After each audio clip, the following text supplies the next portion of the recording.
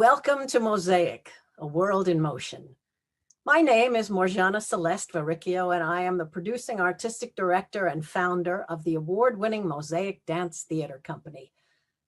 Mosaic is dedicated to the dance and folklore of the Mediterranean region.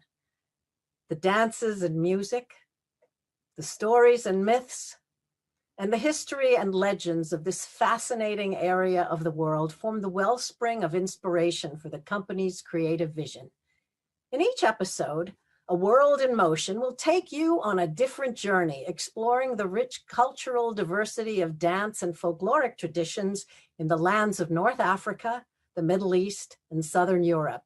You'll get an up-close view as seen through the lens of Mosaic critically acclaimed theatrical productions, with commentary on the choreography and some history and background information.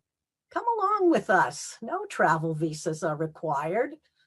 Joining me as your travel guides are Samara Adele, Mosaic's Artistic Director for Dance and Choreographer, Adriana Rosa, the company's Education and Outreach Coordinator, and special guest Gary Cupper, writer and director of Mosaic's For Women. Gary is, as reviewed by the New York Times, a man of many talents. As a singer-songwriter, his album of original songs was released on Polydor Records. He has backed up many legendary artists all over the world, including Chuck Berry, for over 25 years. He has written over 10 musicals, one of which, Freckle-Faced Strawberry, he adapted from a children's book by actress Julianne Moore.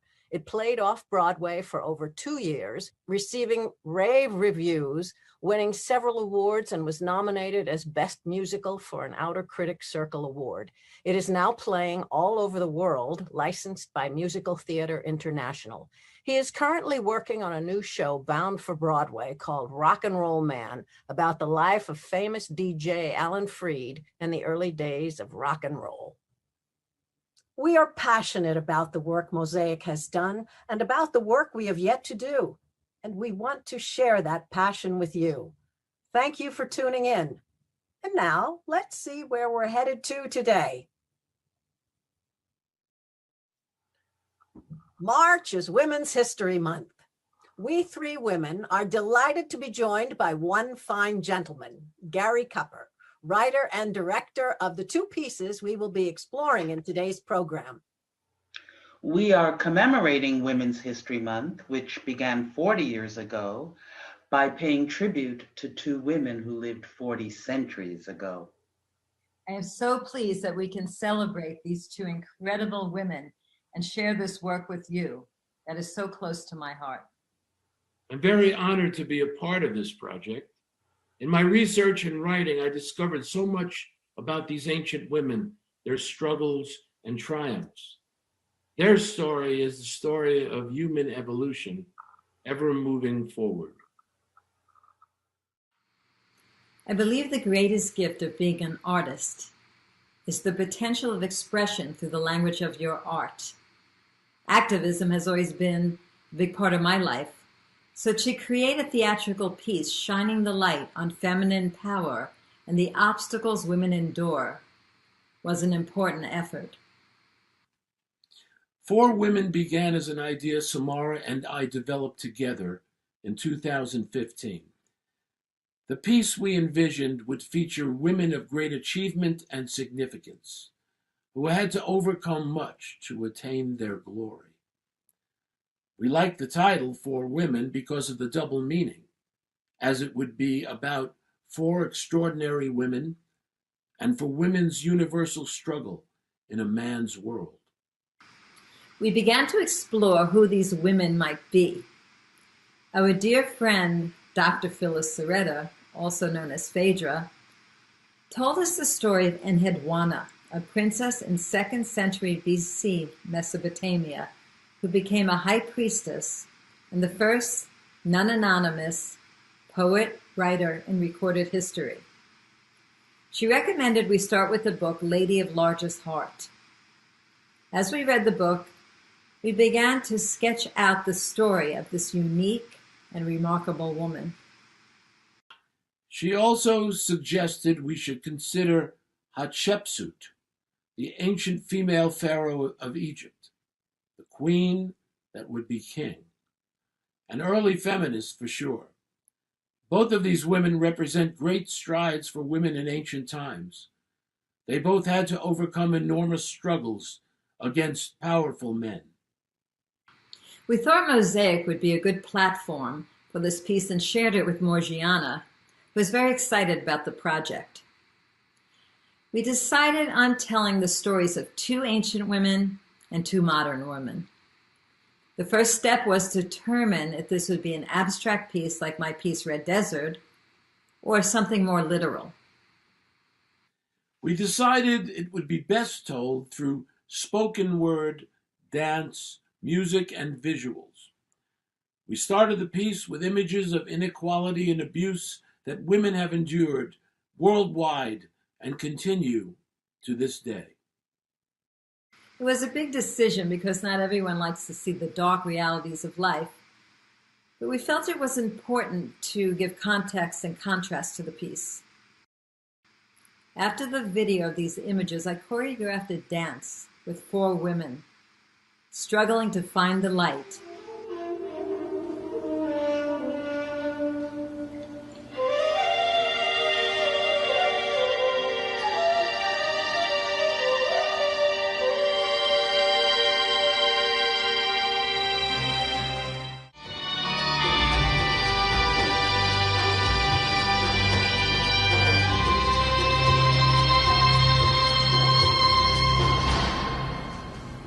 And ending in victory.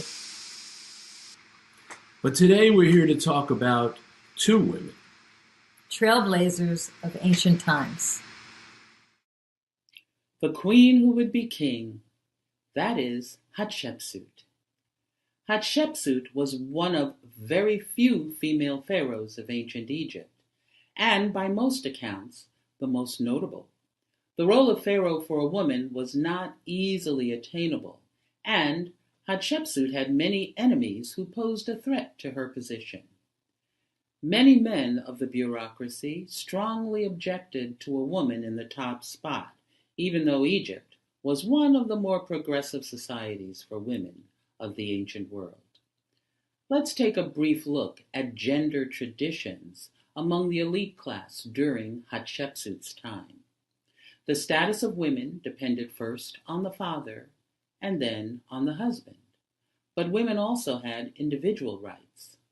Unlike many other ancient societies, Egypt allowed women to own and rent property, and they could also inherit property. Children, sons and daughters, inherited equally, unless a will specified otherwise. A wife controlled 1/3 of the property that she held in common with her husband, and she could dispose of it as she saw fit. Men and women, however, did fulfill different and distinct roles that seldom overlapped. Elite men could be a part of the bureaucracy and earned a government salary. The women, on the other hand, had responsibility to raise children, run the household, and oversee the servants. Even though ancient Egypt was male-dominated, husbands and wives often appeared together in imagery.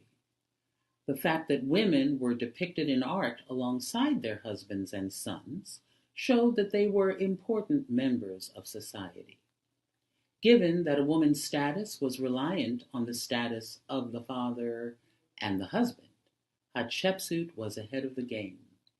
As the daughter of Thutmose I, 3rd pharaoh of the 18th dynasty, and the wife of her half-brother, Thutmose II, 4th pharaoh of the 18th dynasty.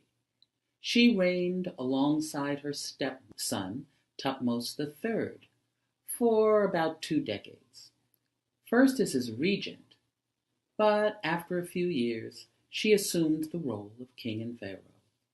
She was even depicted in monuments in the clothing of a male ruler, including the false beard known as a postiche. Assuming this role created strong animosity among members of the male bureaucracy and the male-dominated priesthood. In spite of these challenges, under her leadership, Egypt prospered. She spearheaded many building projects, including the enormous memorial temple at Deir el-Bahri near Thebes, as well as many military campaigns and trading expeditions that brought back riches like ivory, ebony, gold, leopard skins, and incense to Egypt. Hatshepsut died in 1458 BCE when she was about 50 years old. After her death, one theory is that Thutmose III launched a campaign to destroy any vestiges of Hatshepsut's kingship.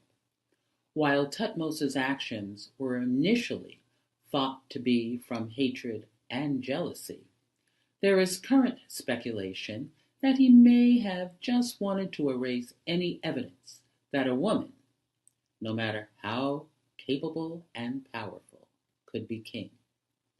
Fortunately, some vestiges of Hatshepsut's monument did survive and were found thanks to the efforts of Howard Carter and other archaeologists. Carter, who also discovered King Tut's tomb, discovered Hatshepsut's empty sarcophagus in 1903 in the Valley of the Kings. In 2007, a team of archaeologists discovered her mummy, which is now in the Egyptian Museum in Cairo. Also, a life-size statue of Hatshepsut was recovered and is now at the Metropolitan Museum in New York. So, despite the efforts of Thutmose III, the priests, and other powerful men to erase any evidence that a woman could be king, the story of Hatshepsut, fifth pharaoh of the 18th dynasty, has survived through the ages, and we still celebrate and revere this amazing historical figure, not only as the most renowned woman pharaoh, but also as one of the most effective and successful pharaohs of all time.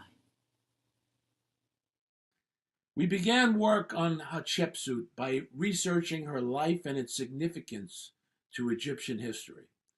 We narrowed down the story to her rise to power and the posthumous attempt to eliminate her legacy with the destruction of her tomb and the elimination of any reference to her reign as a pharaoh.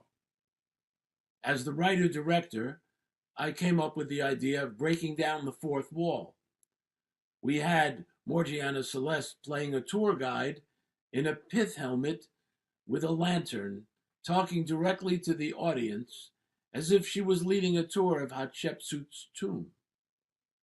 This device created an atmosphere of mystery, which brought the audience into the shadowy world of the tomb itself. This worked beautifully and gave Samara a structure to create her choreographies, which illustrated the story as we traveled back to ancient times. I am fascinated with Hatshepsut. She was so way beyond her time. The queen that would be king. My first goal was to make her look strong and powerful, to tell her story in pictures and hieroglyphics. It was important to establish mystery in the beginning of the piece, a feeling of time standing still, accomplished with music and lighting. The characters played by the ensemble were interchangeable, vehicles to tell her story. As her story progresses from princess to pharaoh, her presence becomes bolder on stage. I made her dance strong and confident. She then meets her biggest challenge, her adversary, a ninja-like figure dressed in black, who was used as a metaphor for the dark forces that tried to erase her from history. The dark force danced with wild abandon, in a dance of destruction. He challenges the spirit of Hatshepsut, whose spirit inhabits the tomb, defending her legacy. At the end, Hatshepsut emerges victoriously. As the choreographer, it's important to know the vision of the director. What is the objective of each scene and how the choreography supports these goals.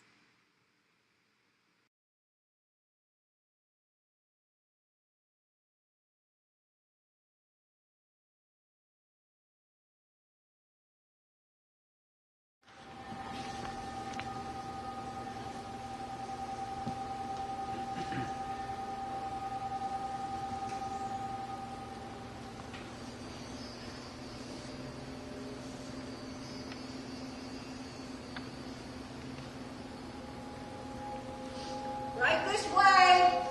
Watch your step.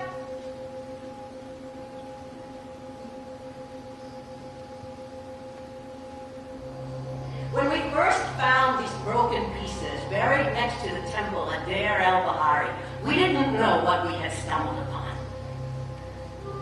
Gradually, through careful analysis, we came to discover that this was a treasure trove, sealed for centuries, which could unlock the mysterious story of the queen who would be king, Hatshepsut. She was born a princess, daughter of the powerful pharaoh Thutmose I. Upon his death, she married her half-brother Thutmose II to become queen.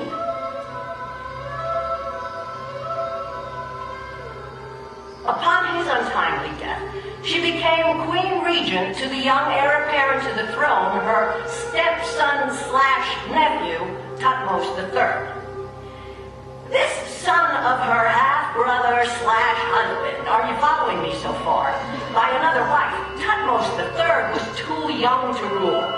So, as was the custom, she became ruler by default until the heir came of age. She took the reins of her position and ruled magnificently, opening up trade and expanding the kingdom. But she found this title to be more than how she saw herself in this demanding, powerful position. So she declared herself to be not a queen, but a pharaoh, gaining the enmity of the priests who were very powerful and were the primary teachers of the young heir apparent. So the question remains, what were all these broken statues and monuments doing here, dumped as though they were nothing more than worthless garbage, as if someone were trying to erase her very existence? Was it the priests? Was it Thutmose III? Or perhaps even the son of Thutmose III? This is the eternal mystery, and we may never know the answer, for it lies buried in the sands of time.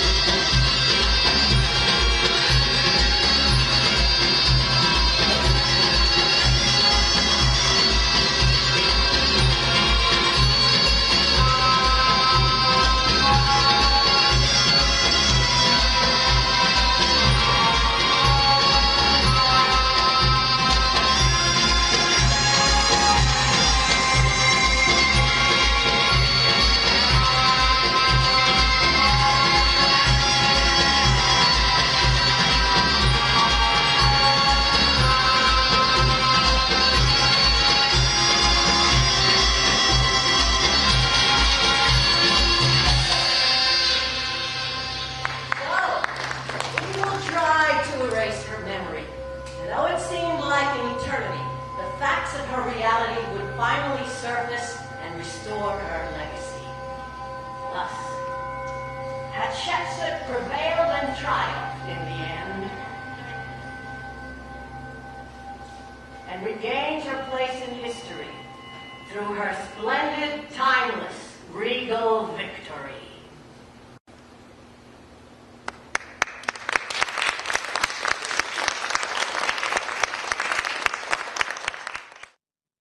We've all seen them, the texters with the flying thumbs. We think about their thumbs, but we never think about the writing. Language skills begin to develop the moment we take our first breath, but literacy skills must be taught. We sing the alphabet song at an early age, and maybe we can form the letters.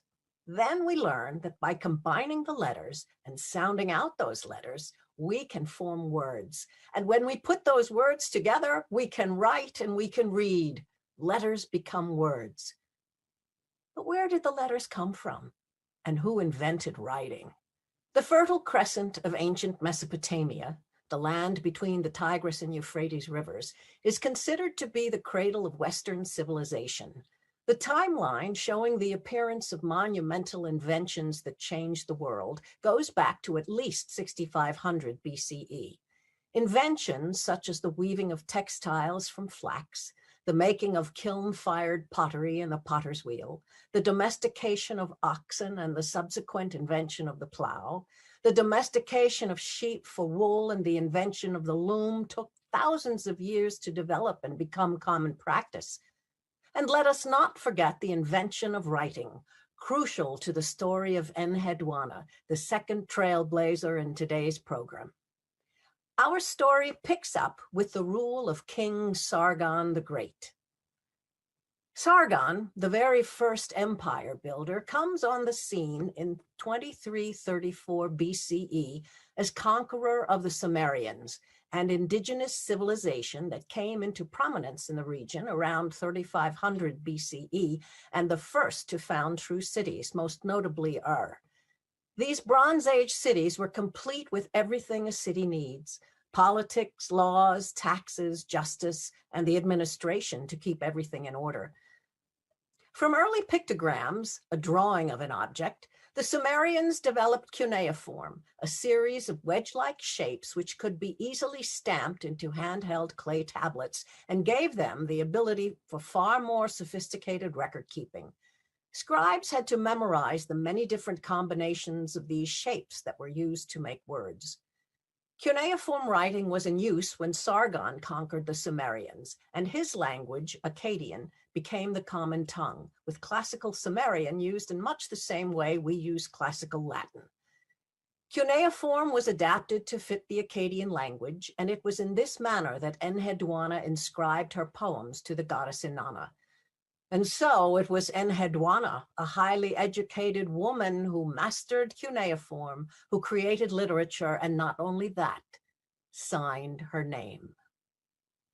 And now, we are pleased to include in our program a special interview with Dr. Phyllis Serretta, who holds a PhD in Egyptology and Archaeology, Art, and Languages of the Ancient Near East, and was Mosaic's special consultant for our production of Four Women. Dr. Serretta is a researcher, writer, and lecturer, and was part-time staff for over 20 years in the Metropolitan Museum of Art's Education Department and the Department of Egyptian Arts, where she is currently a visiting research scholar. Enheduanna was a priestess and a poet. Can you give us a brief overview of the religion practiced in ancient Sumer? Well, it was a polytheistic society. There were hundreds of gods, and they believed that everything that happened was done with the authority of the gods. And a lot of the gods were based on the elements, like the wind, the storm, the thunder, wisdom, Enki, the great god of the great deep, the god of wisdom, Enlil, the Lord Storm, Ningirsu was the manifestation of thunder, and of course Inanna was the goddess of love, and also had a warrior aspect to her, goddess of love and war, although in the next generation, Enheduanna was the daughter of Sargon I, who believed in the goddess Ishtar, who was just another manifestation of Inanna. And with Ishtar, her warrior element came out even stronger. But they were goddesses of both love and war. And Inanna had many aspects to her. And the priestess Enheduanna, the daughter of Sargon I, was sent by her father, who had created an empire, the empire of Akkad, the Akkadian Empire, and which is the northern part of southern Mesopotamia. The earlier part that we were talking about, Sumer, are the Sumerian city-states further south. So with this empire, he comprised everything, and he ruled over all of that. However, because the city of Ur, a major city, one of the first cities, was so important religiously and in many other ways, he sent his daughter to the temple there, to the god Nana, who was the moon god, to be a priestess to this moon god.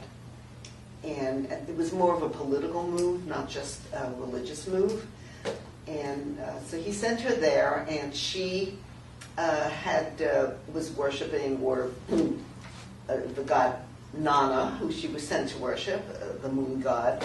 But then she discovers Inanna, and she becomes totally enamored of the goddess Inanna and becomes a priestess to this Inanna, to the goddess Inanna. And she wrote hymns and poems to this goddess, which have come down to us today, and we know that she wrote them because she signed it. She said, "I am Enheduanna," which is the first time ever that we know of an author, male or female, anywhere. So she's the world's first noted author of these hymns. Enheduanna is actually not that well known. She's not a household name like perhaps the Queen Hatshepsut of ancient Egypt, but or even Inanna, the goddess Inanna.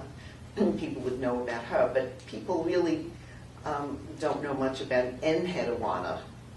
She lived in a place called the Giparu. The Giparu was actually the real term. Meaning of it is storeroom. And say she lived in a storeroom, it sounds weird, but there were statues to the gods there, and rituals would be performed there. The statues would be moving around. So eventually it became her living quarters. But the original name, Giparu. So the priestesses, and after her, all lived in this Giparu. And she also left a very famous monument, disc, which we call today the disc of Enheduanna, which is now at the University Museum in Philadelphia. And people could go and see it. And it is it shows the priestess Enheduanna and a priest before her pouring libations into a vessel, which is standing before a ziggurat, which is an ancient temple tower. And then there are other figures in the, I guess, her attendants are in this disc. And because of her large size, she's the largest size in the disc. She's the most important figure. And it's amazing, it's wonderful that we have this disc, and her inscription has been copied onto one or two other monuments of ancient Mesopotamia. And so her poetry has come down and has influenced other poetry, which came afterward through the generations in the Near East. And this poetry has come down, as I said, until today. And Enheduanna and the goddess Inanna have been an inspiration to creativity of even nowadays, to artists, dancers, poets, and that's why it's so fantastic that Samara has choreographed this dance to Enheduanna. So we get the story through dance here, the priestess to the goddess Inanna. My work on Enheduanna began with the song I wrote and recorded, which set the words of her most famous poem, Lady of Largest Heart, to a pop melody with rap overtones. This became the linchpin to the piece.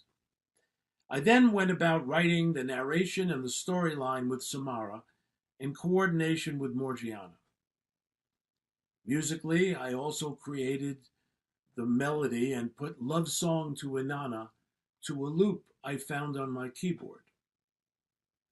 And I wrote a chant for the moon dance section that featured the full moon projection where dancers sang along with female singers we pre-recorded. My main job as director of this piece was blocking or staging the narrator into the choreography and helping to coordinate the story elements to fit together with a coherent storyline.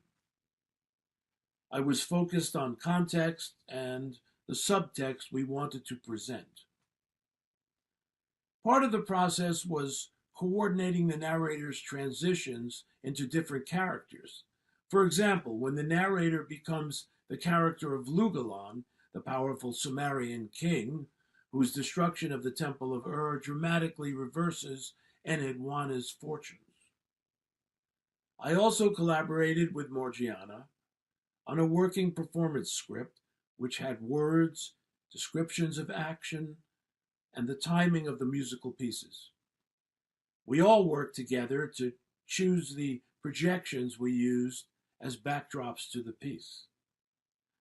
I'm hoping my involvement in this feminist project will go well for me when women finally take over the world.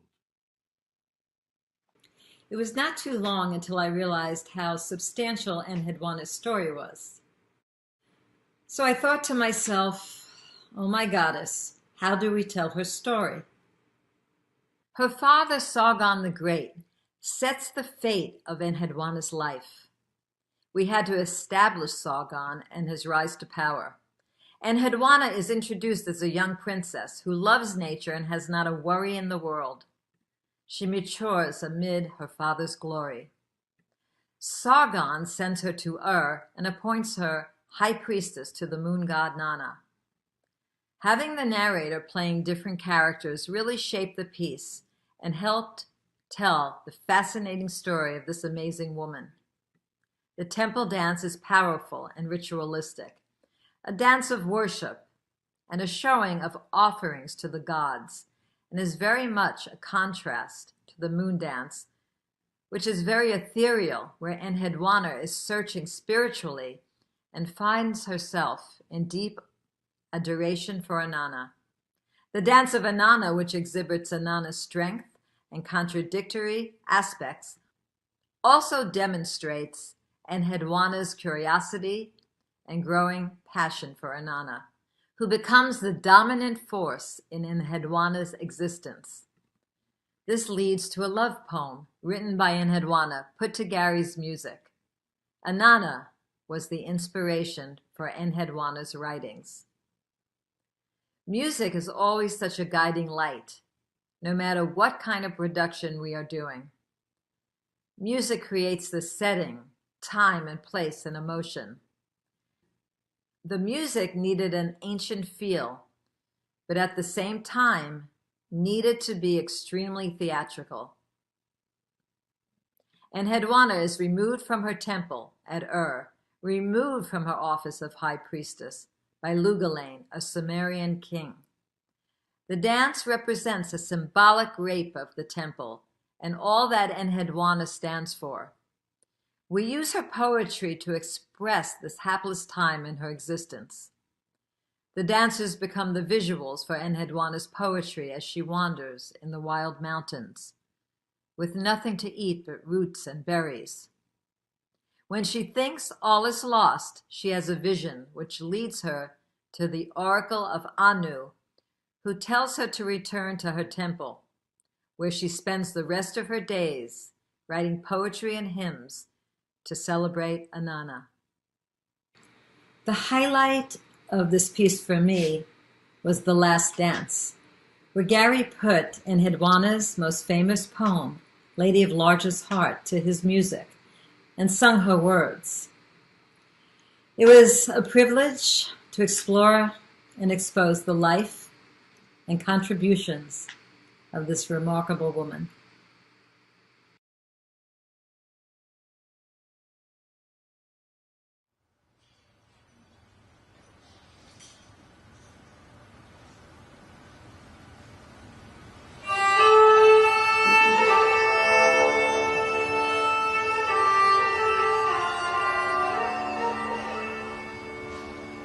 It was the time of gods and goddesses.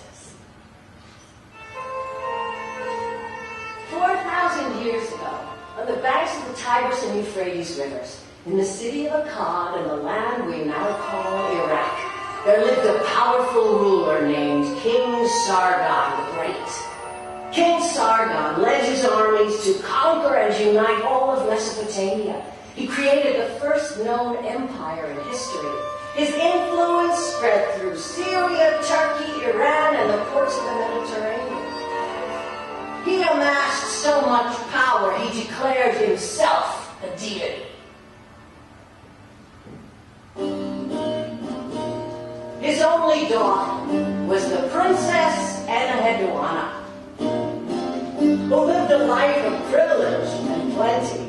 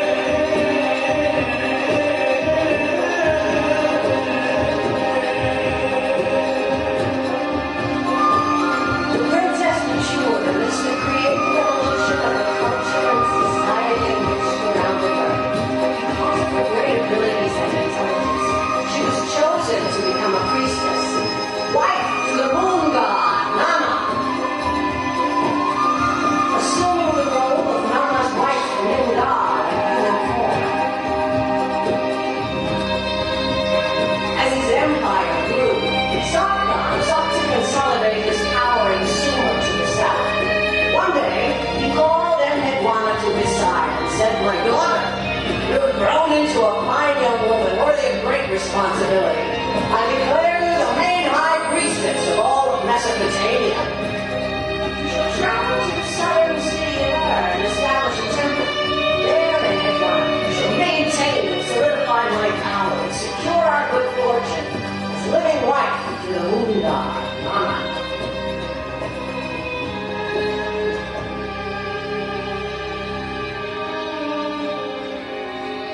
Anointed as high priestess, Enheduanna fulfilled Sargon's command, establishing a temple to the moon couple, Nana and Ningal, and becoming the living presence and protector of the moon goddess, assuming the role of Ningal in ceremonies and presenting daily offerings to her.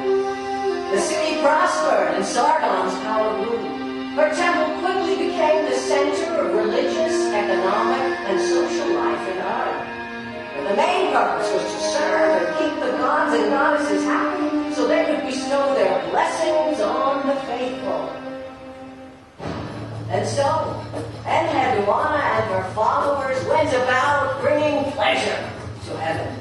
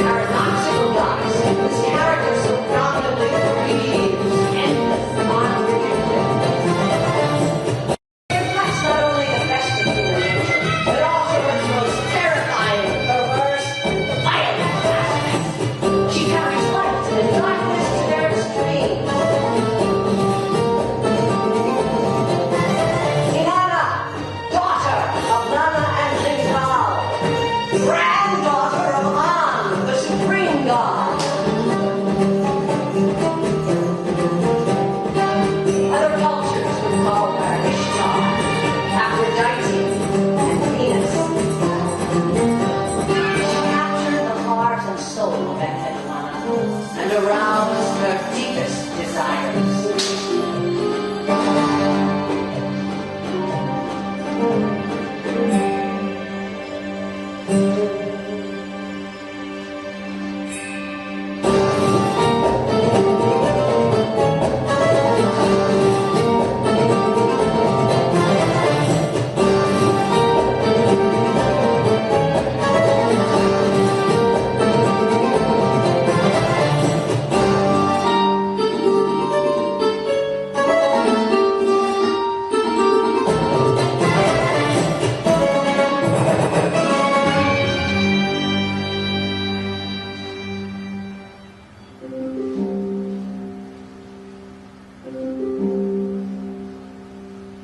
It was here, in the temple she built, that Enheduanna burned with the creative fire of devotion. She created, through words, the thought of a greater empire and of a community of gods. Fueled by her love for the goddess, she wrote, "In a heart, shower of God, a soft but swelling, her queen's robe close the slender stem, and she goes out, white star radiant, in light on the evening sky, star steps in the street, through the gate of wonder. Since the heart was to bring me, I wrote this song for you. Great Queen, on earth this song for you.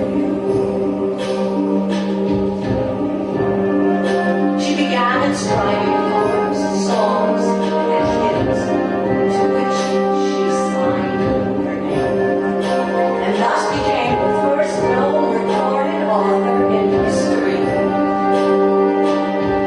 It is this elevation of the written word that has inspired poets and devotional writers through the ages. The temple Enheduanna founded prospered and thrived for many years. Then rebellion in Sumer changed everything.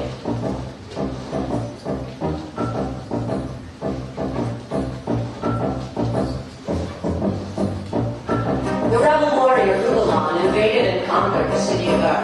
He enters the temple and finds Enheduanna in her private rooms. Priestess! The words of the oracle proclaim my power to supreme, and the gods bear witness to this reckoning. I offer you the dagger, the mutilation. It becomes you. Use it on yourself. You know how the eunuchs do it. Cut out your own sex. Submit to me or be cast out. Your father cannot help you here. He no longer lives. She wrote this note.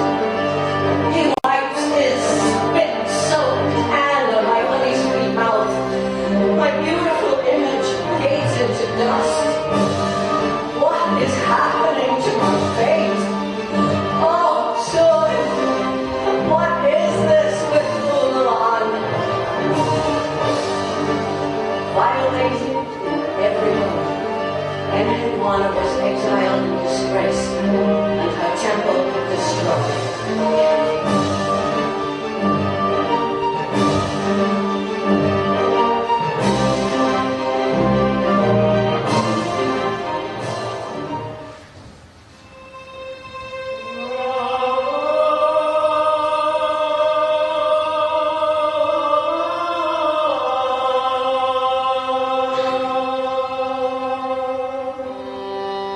She wandered with a few of her followers amid the bleak landscape of graves and tombs.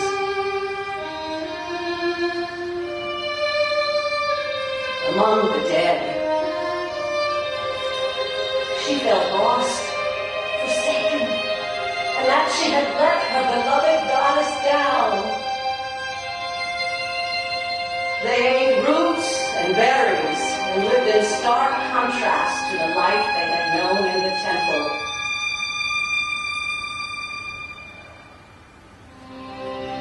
It seemed all was lost.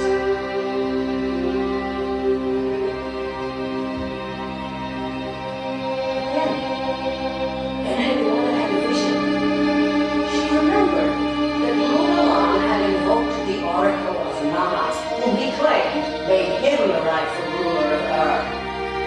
And Henrietta realized that she must find her way to the higher power of Anu, supreme God, God of heaven, the father of Nana.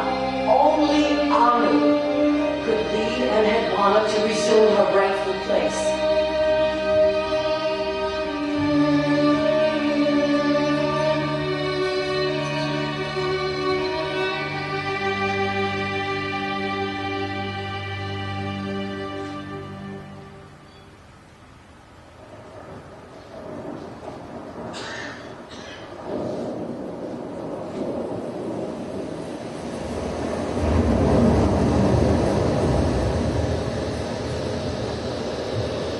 The oracle quoted Anu and said, Enheduanna, you are truly mighty and will tear away the destiny of Mulan.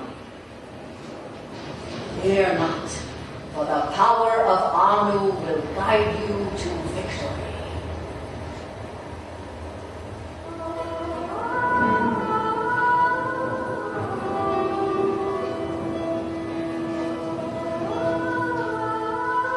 Enheduanna returned to the city, where she rallied the people who rose up and overthrew Mulan. She resumed her place as high priestess of the temple of Ur. She spent her days writing poems and hymns in celebration of Inanna, in gratitude to the goddess's protection through her long and torturous journey.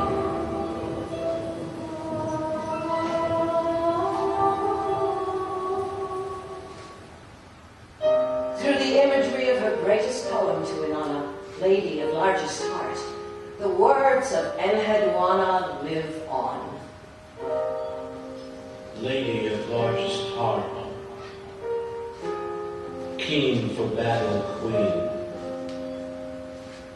joy of the Anuna, eldest daughter of the moon, in all lands supreme, tower among great rulers,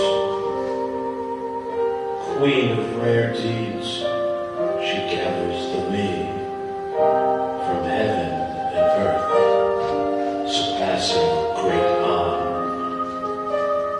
She of the gods has power. She executes their verdicts before her matchless word. The great Anuna crawl, ever sneak away. An is ignorant of her plan, never stands against her command. She is changeable and hidden. She completes the great me, makes flawless the ordained powers. She, foremost of the gods, pulls the nose rope with her hands. She is a wood clamp, pinching the gods, shimmering fear shrouds the mountain, strikes the roadways silent. She shrieks, and the gods start shaking. She waves, the Anuna quaver, crouch like a bending reed, and her roaring dumb they grab arms and legs and hide without an Anna. An is indecisive. Who dares defy her? Queen of lifted head, she is greater than a mountain.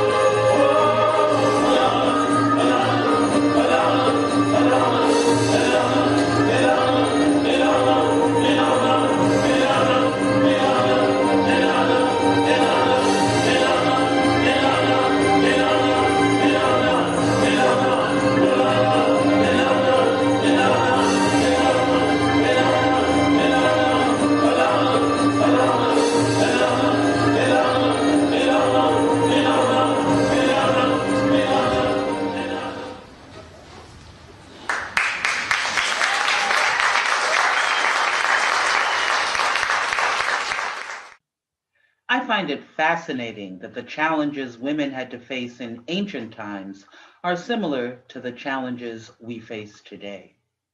And the fight goes on. I loved performing these two pieces.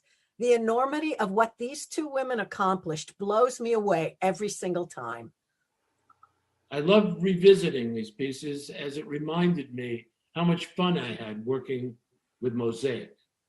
And we'll see you next time. Hello, my name is Bob Greenwald, and I am the technical director for Mosaic Dance Theater Company. This means that I spend most of my time behind the camera instead of in front of it as I am today. We hope that you are enjoying this edition of Mosaic, A World in Motion. If you would like to help support us, please go to our website at www.mosaicdancetheaterco.org and click on the button that says Donate, found at the top of each page. You can easily make a secure donation online by filling out the form that will be presented to you. If you would prefer to make a donation by personal check, go to our website and choose Support in the menu at the top of each page. It all starts from our website. Thank you.